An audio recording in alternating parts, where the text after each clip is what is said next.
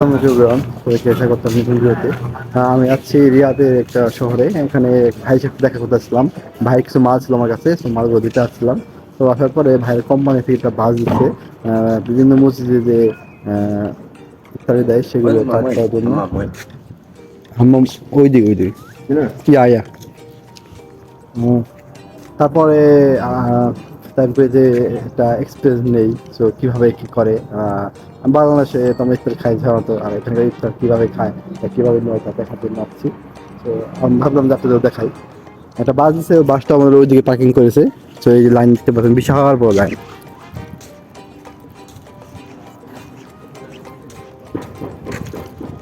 ভিতরে আপনার দেওয়া হবে, যখন দেওয়া হয় আমি ভিডিও করবার সমস্যা নেই।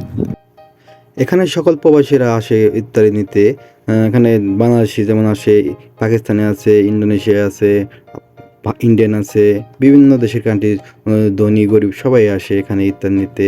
লাইন ধরে নিচ্ছে এখানে। এই যে আমরা এক জায়গা থেকে ইত্যাদি নিয়ে আসলাম, এখানে যে ফল দিয়েছে দেখতে পাচ্ছেন, খেপসা এবং সুপের মতন কি জানি না, যাই হোক।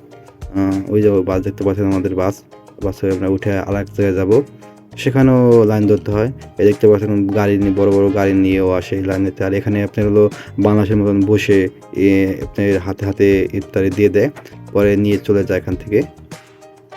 এখানে সে বাংলাদেশের সিস্টেমের মতনই।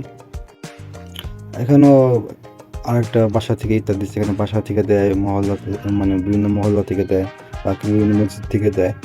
এবং এখানে এই যে দেখেন বড় বড় গাড়ি নিয়ে এসেছে ইত্যাদি, অনেকদিন বিএমডাব্লিউ নিয়েও এসেছে ইত্যাদি নেওয়ার জন্য।